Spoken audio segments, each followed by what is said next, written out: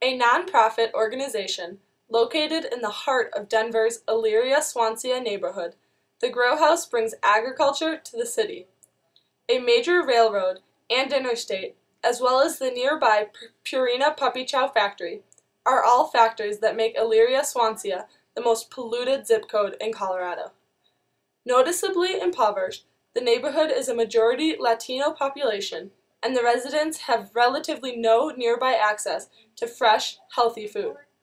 The Grow Haus's mission is to increase the accessibility and affordability of fresh, healthy food in the community. Through their focus on environmental, social, and economic sustainability, the Grow Haus is committed to making the community a better place. The term food desert was created and utilized by a Scottish resident in order to capture the experience of what it was like to live in a deprived neighborhood where food was expensive and relatively unavailable. Food deserts are defined by three main characteristics: lack of access to food stores, racial and ethnic differences of the residents, and low socioeconomic status. African American and Hispanic neighborhoods presently have half the number of food stores as white neighborhoods do. Most people living in food deserts end up grocery shopping at convenience stores, liquor stores, gas stations, and fast food restaurants that sell high-caloric and processed foods. Additionally, the per capita income of residents living in food deserts is about $2,000 lower than in non-food desert areas, and many residents live below the national poverty line. The Elyria-Swansea neighborhood is currently in the middle of Denver's biggest food desert. The residents have to travel at least 3 miles to the nearest grocery store in order to buy items such as produce and meat. The Grow Haus is helping to combat the problem by providing easy access to locally grown organic food. Although not yet up and running, the Grow Haus will be opening a small market where the community can buy healthy food at affordable prices.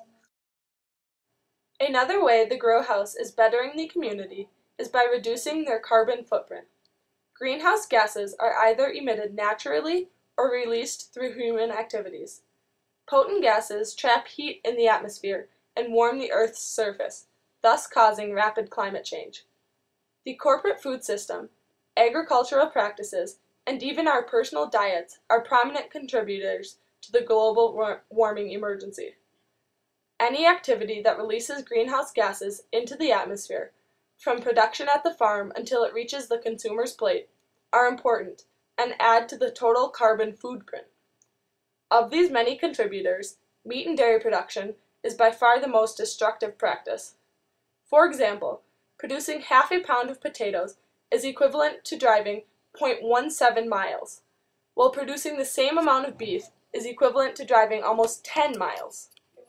Livestock production alone adds some 6.5 billion tons of carbon dioxide equivalent greenhouse gases into the atmosphere every year.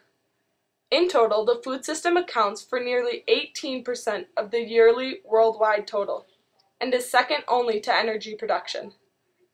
The Grow Haus helps to reduce the industry's carbon footprint by offering community members with a place to buy local, organic food, which cuts down on transportation and production-related emissions. The Grow Haus also fights climate change by making conscientious efforts to reduce energy use. They have recently installed a climate battery that facilitates a 70% reduction in heating and cooling energy. The Grow Haus utilizes recirculation aquaponic systems, which are essentially the combination of an aquaculture fish raising system in series with a hydroponic plant growing system. By doing so, the aquaponic systems sustainably recycle the cultured fish feed that would be wasted otherwise, while eliminating the need for expensive, unsustainable chemical nutrients and plant fertilizers. The Grow Haus currently has 2 different aquaponic systems in operation. One is stocked with tilapia and the other with rainbow trout. In both operations, the fish and plant life work together in a close, long-term collaboration known as a symbiotic process. There are a number of advantages of utilizing recirculating aquaponic systems. In this rare instance, the environmentally sustainable production practice is actually financially advantageous as well. For instance, in traditional fish raising tanks, the resulting toxic ammonia-rich water is often pumped into open streams where it pollutes and destroys waterways. In the closed recirculating aquaponic systems at the Grow House, however, water is lost only to transpiration and evaporation. Also, because the water is continuously recycled, a large portion of the fish feed that would go to waste in traditional fish tanks is now converted into nutrients for the plant life at the Grow House.